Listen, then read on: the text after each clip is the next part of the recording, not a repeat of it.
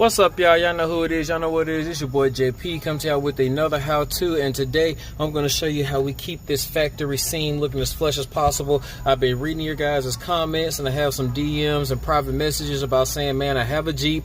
I did the exact same thing that you showed me how to do it, but when I put the dash back on, sometimes when I hit a speed bump, this thing gives me a little gap. So you want to know the trick on how to actually put that thing back seamless? Continue to watch. If this is your first time tuning into the channel, please consider subscribing, because this is what we do here: car audio tutorials, radio removals, Q&As, all that good stuff. So let's go back to the factory radio before I actually put this in, so you guys can see what it looks like from the jump and how to do it.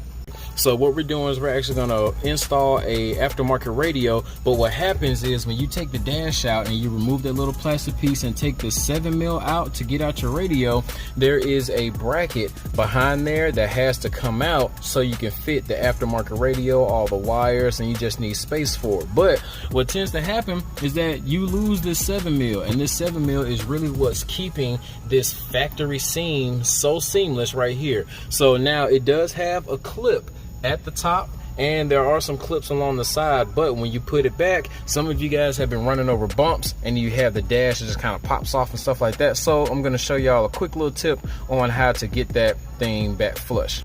I'm going to go ahead and take this thing out real quick, and then I'm going to go ahead and take the radio out and let y'all see that bracket that I was talking about. So let's go ahead and take this radio out.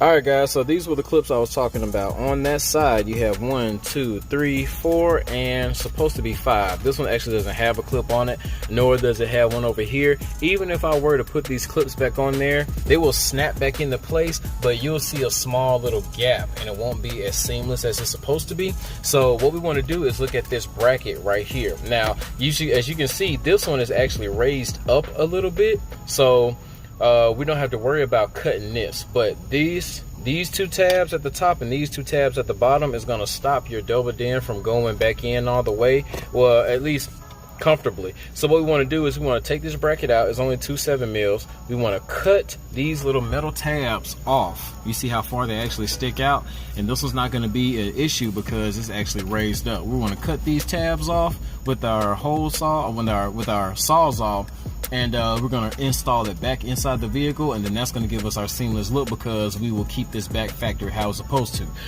All right, y'all, so as y'all can see, I got this. I got my sawzall. Let's go ahead and cut these tabs off.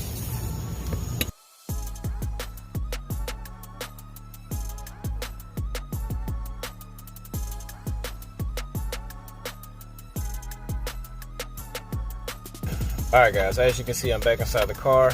I'm just putting that back right there. I'm going to get those same 2 7mm and kind of finger tighten them at first, and then I'm going to use my right angled screwdriver to drill those back in.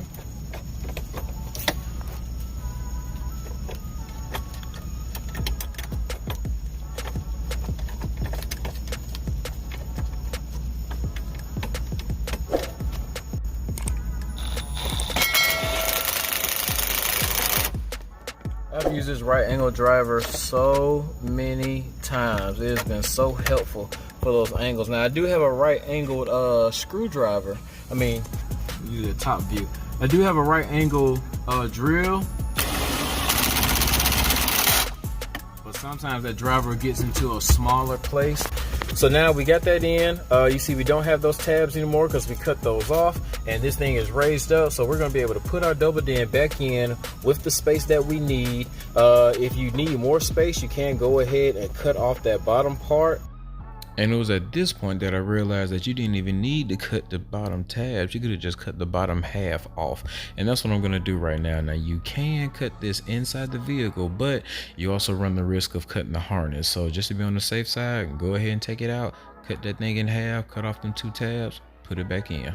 So you see it just did this one, did that one, cut off my 2 tabs. Now this is going to give me plenty of space to put my double din in, and I will still be able to have my 7mm at the top. That way, even though I don't have the clips to that top part right there, I will still get that flush, seamless look on the right side.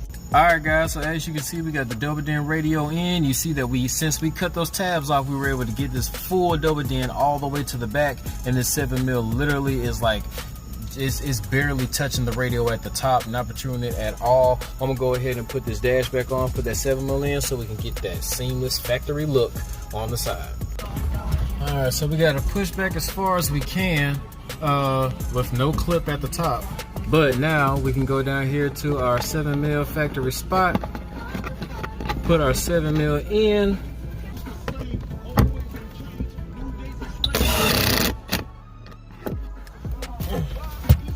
and that keeps that factory seam looking just as flush as possible. So I hope you found some type of value in this pro tip. If you did, don't forget to hit that like button, subscribe, share, comment if you want to. Until next time, this is your boy JP, signing out.